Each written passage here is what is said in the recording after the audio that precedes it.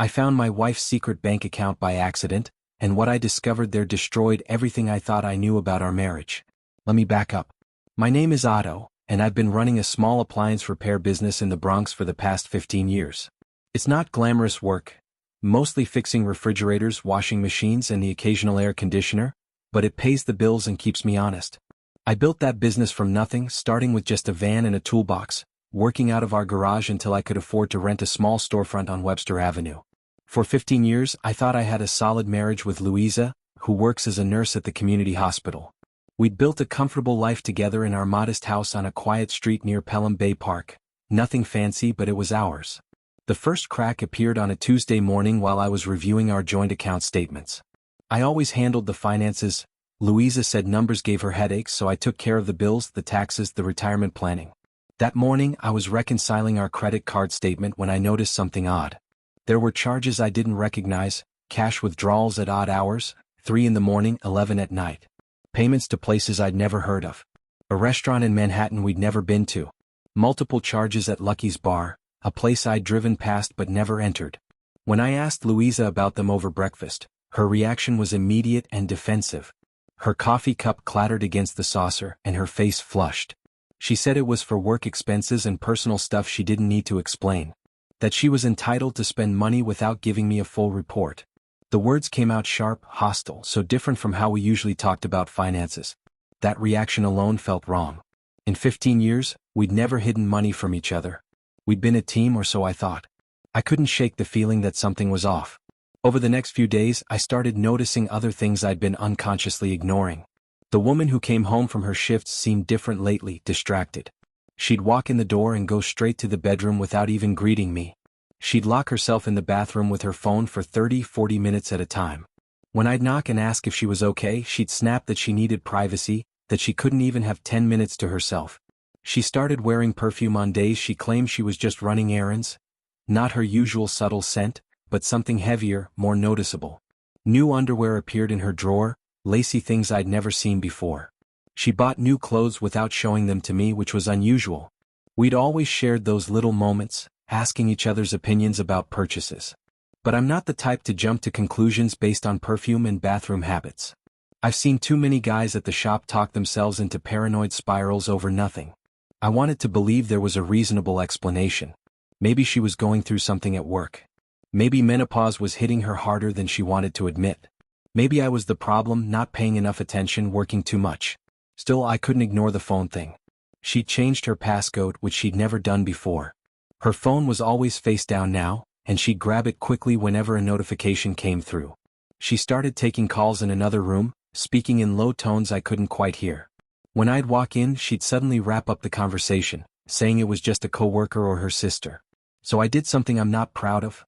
I checked our phone records online. I logged into our account late one night when Louisa was working a night shift. My hands were shaking as I scrolled through the data. Hundreds of texts and calls to a number I didn't recognize. Always late at night, always when she said she was working overtime. The pattern was unmistakable. Long calls, sometimes an hour or more, at 2 or 3 in the morning. Dozens of texts every single day. My stomach dropped. I sat there in my home office, staring at the screen, feeling like the floor had disappeared beneath me. I knew what this meant, but I needed proof before I could accept it. I needed to see it with my own eyes. Maybe it really was a coworker. Maybe there was an innocent explanation I couldn't imagine yet. I installed a tracking app on her phone when she left it charging one night. She'd gone to take a shower and I had maybe 10 minutes. My heart was pounding so hard I thought she'd hear it through the bathroom door. I fumbled with her phone, trying to remember the old passcode, hoping she hadn't changed it completely. On the third try it unlocked. I installed the app, buried it in a folder with her other medical apps where she wouldn't notice it, and put the phone back exactly where she'd left it.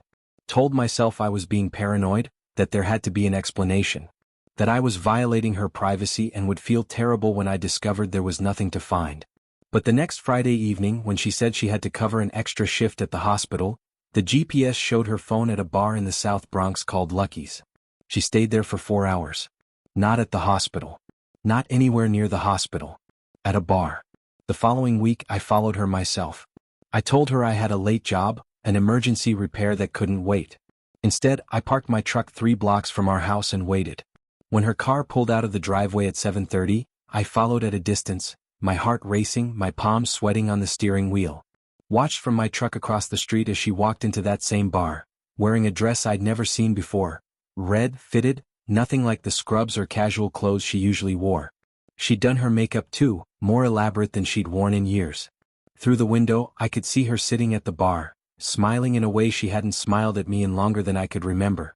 Then a guy approached her, young, maybe early 30s, with shaggy hair and a guitar case. She lit up when she saw him. The way she touched his arm, leaned into him when he spoke, laughed at whatever he was saying. That wasn't friendly. That was intimate. That was familiar. That was how she used to touch me back when we first started dating, when every moment together felt electric. Now she was giving that to someone else. His name was John. I found out later he was a regular performer there, played folk music for tips and whatever the bar paid him. Young guy with that careless artist look that I guess some women find appealing. The kind of guy who probably didn't worry about mortgage payments or retirement funds or whether the water heater would last another winter. I started documenting everything. Took photos with my phone, careful to stay hidden in the truck. Saved the tracking data, screenshot the phone records, backed everything up to a cloud drive. For 2 months I watched my wife live a double life. She'd come home from work, at midnight, smelling like cigarettes and whiskey, and kiss me on the cheek like everything was normal. She'd ask about my day, tell me she was exhausted from her shift, all while texting him from the bathroom before bed. I followed her to that bar 6 more times. Each time the same routine. She'd arrive, he'd finish his set, and they'd sit close, talking, laughing. Sometimes they'd leave together, and I'd follow them to a cheap motel off the Bronx expressway. She'd stay for an hour, sometimes 2, then drive home. Each time I watched her walk into that motel, a piece of me died. But I kept documenting, kept taking photos, kept saving evidence. Because I knew that when this all came crashing down, I needed proof. I needed to protect myself from whatever lies she might tell, whatever story she might construct to make me look like the bad guy. The bank statements kept bothering me too. I dug deeper, requested older statements, started tracking the patterns. The withdrawals had been happening for years, not just months. Thousands of dollars, moved out of our joint account in small increments that I'd never noticed because I'd trusted her. Because I'd believed we were partners. I found the separate accounts by accident. A piece of mail came to the house, addressed to her at our address but from a bank we didn't use. I opened it, another thing I'm not proud of, and found a statement for an account with over $30,000 in it. Money that should have been in our savings. Money I'd worked 60-hour weeks to earn.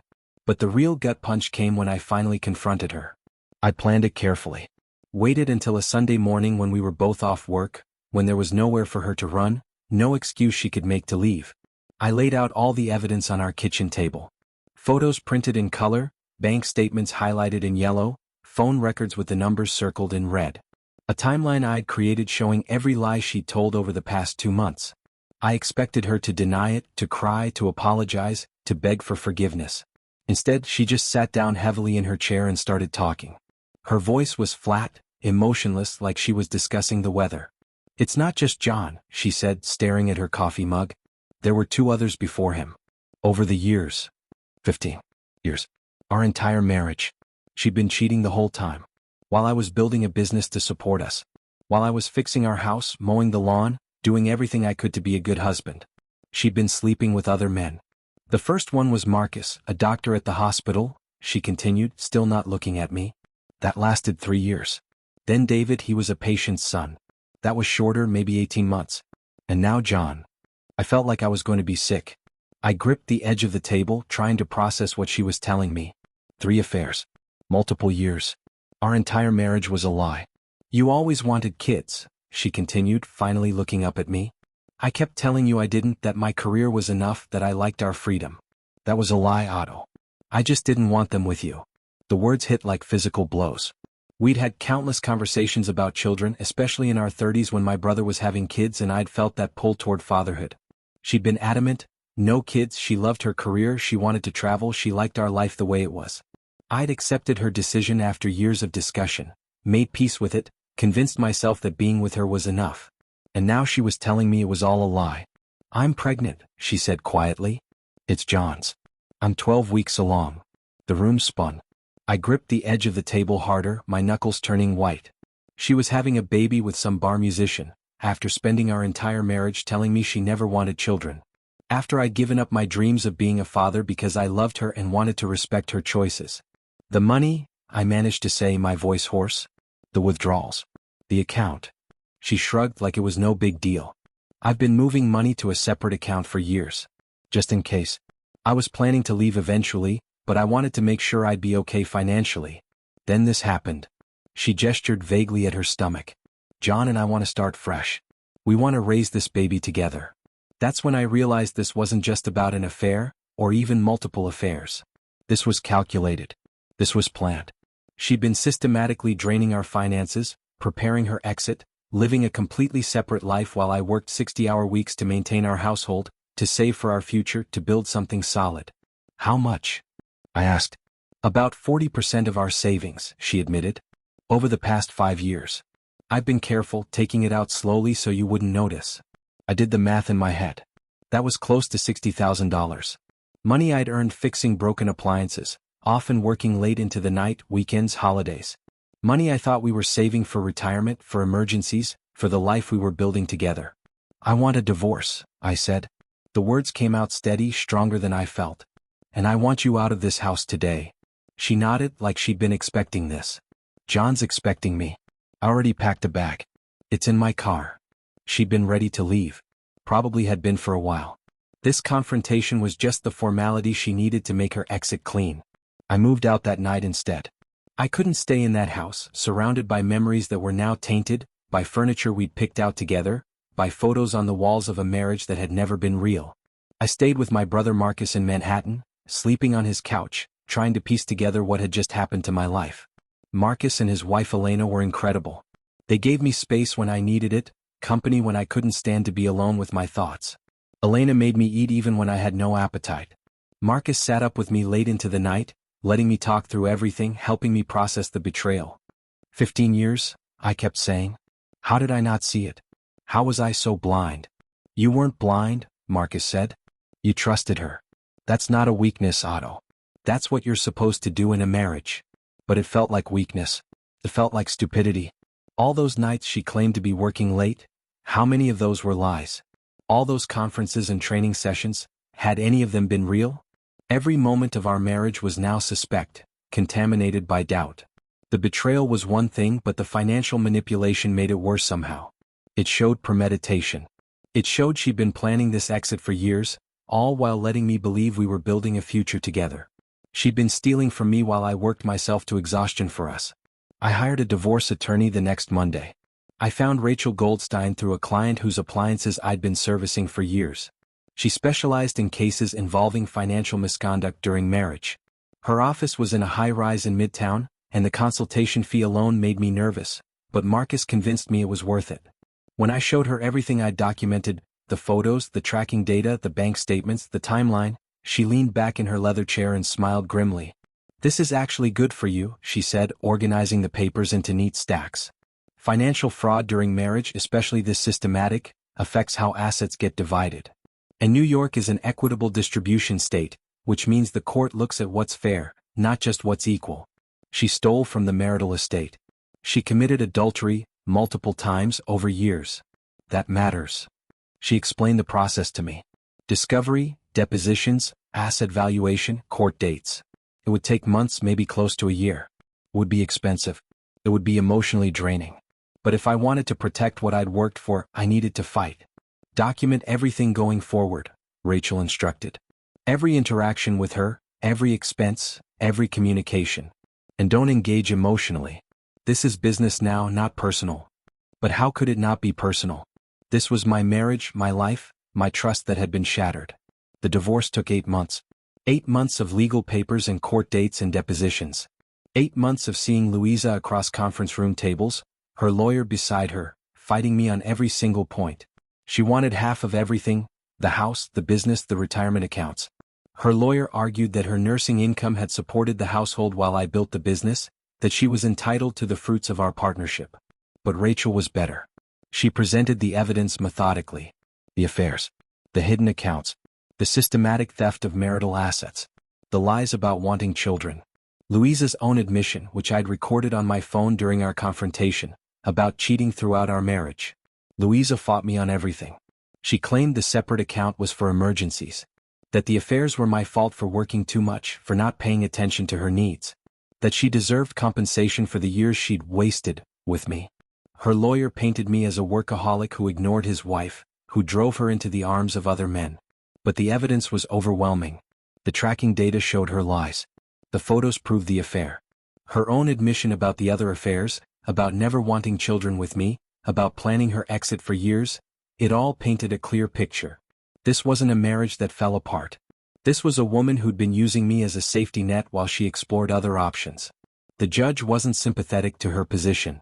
During the final hearing, he actually frowned when her lawyer tried to argue that Louisa deserved half the business. "Mrs. Brennan," he said, looking at her over his reading glasses, "you systematically deceived your husband for the duration of your marriage. You committed financial fraud against the marital estate. You are carrying another man's child while still legally married. I find it difficult to see how you're entitled to an equal share of assets you helped deplete. In the end, I kept the house, the business, and 70% of our remaining assets." The judge ordered her to return the money from the hidden account, or rather what was left of it. She'd already spent nearly $20,000 on rent deposits, furniture for her new place, and apparently helping John with some debts. She got her remaining hidden money, which turned out to be less than she'd hoped, since she'd been spending it on John for months, and walked away with 30% of what we'd built together. Given what she'd stolen, what she'd destroyed, it felt like she got off easy. But Rachel assured me it was a good outcome, better than many divorces with similar circumstances. John moved in with her immediately into a small apartment in Yonkers. I drove past it once just to see. A rundown building with paint peeling off the exterior, nothing like our house in the Bronx. Part of me took satisfaction in that. Part of me just felt sad that this was what she'd chosen over our life together. Last I heard through mutual acquaintances, people who tried to stay neutral but eventually picked sides, they were struggling financially. Her nursing salary had to cover rent, utilities, baby expenses, and John's sporadic income from his bar gigs. Apparently he wasn't as motivated to work when he didn't have to, when he could sleep in and practice guitar while she pulled double shifts. The day the divorce was finalized, I sat in my empty house and felt nothing. No relief, no satisfaction, just emptiness. 15 years of my life had been built on lies. Every memory was now suspect, tainted by knowledge I couldn't unlearn. Every moment of happiness, had she been thinking about someone else? Every time she said, "I love you," had she meant it even once? Our wedding day, our anniversary celebrations, quiet Sunday mornings with coffee and the newspaper, were any of those moments real for her? I walked through the house room by room, seeing it differently now. The bedroom where she'd lain beside me while texting other men. The kitchen where we'd had breakfast together while she planned her exit. The living room where we'd watched television while she counted down the minutes until she could sneak away to meet John. I threw myself into work because it was the only thing that made sense anymore. Numbers didn't lie. Broken appliances either worked or they didn't. There was a clear problem and a clear solution. I expanded the business, hired 2 employees, Carlos and Jimmy, both good guys who showed up on time and took pride in their work. I took on commercial contracts I'd been too scared to pursue before, maintenance agreements with apartment buildings and restaurants. Without Louisa's constant negativity disguised as practical concerns, I realized I'd been holding myself back for years. Every time I'd wanted to expand, to take a risk, to invest in better equipment, she'd talk me out of it. Too risky, she'd said. What if it doesn't work out? What if we lose money? Now I understood. She hadn't wanted me to succeed too much because she was planning to leave, and the more successful I became, the more complicated her exit would be. 6 months after the divorce, I adopted a dog from the shelter, a 3-year-old German Shepherd mix named Rex. He'd been returned twice for being too energetic, but I liked his spirit. He reminded me that not everything that had been rejected was broken. Sometimes things were returned because people didn't want to put in the work. Rex and I started running together in the mornings before work. 5 miles through Pelham Bay Park, rain or shine. He kept the house from feeling so empty. He was always happy to see me, never lied about where he'd been, never secretly planned to leave. That simple, uncomplicated loyalty meant more than I could explain. The real revenge, I discovered, wasn't in the divorce settlement or in watching her struggle. It was in realizing that I was better off without her. That the life I'd mourned losing was never real to begin with. And that I was capable of building something genuine on my own, something solid that wasn't based on deception. My business is thriving now. I bought a small building on East Tremont Avenue and expanded into HVAC work. Hired 4 more people, All good workers who show up and take pride in what they do. We do installation, maintenance, emergency repairs. I'm making more money than Louisa and I ever did together, and I actually enjoy my work now. There's no guilt about working late, no complaints about my dedication, no one draining the accounts while I build something. I started dating again about 18 months after the divorce. Nothing serious yet, a few dinners, some coffee dates, one relationship that lasted a couple months before we realized we weren't compatible. Just getting comfortable with the idea that not everyone is hiding something. That not every woman is Louisa. It's strange learning to trust again at my age, but I'm trying. Taking it slow. Paying attention to red flags I might have ignored before. Sometimes I think about those 15 years and wonder what signs I missed. Were there moments I could have caught her? Should I have been more suspicious, more controlling, more vigilant? But then I remind myself that some people are just skilled liars. Louisa spent a quarter century perfecting her deception. That wasn't my fault. I was a faithful husband who worked hard and loved someone who wasn't capable of doing the same. The house feels different now. I repainted every room, choosing colors I liked instead of the neutrals Louisa insisted on. Changed the furniture, bought a bigger television, made it mine instead of ours. Put up photos of Rex, of my brother's family, of my business.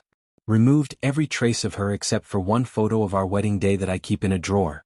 Not because I miss her, but because it reminds me that things aren't always what they seem, that you can't trust appearances, that you need to pay attention. Rex has his spot on the couch now, something Louisa never would have allowed. My tools are spread out in the garage where I tinker with projects on weekends. I bought a smoker and taught myself to make brisket. Started a vegetable garden in the backyard. Small things that make the house feel alive again, that make it feel like mine. I heard through mutual friends that Louisa and John broke up about 6 months after I ran into her at the grocery store. Apparently, he couldn't handle the reality of fatherhood and responsibility.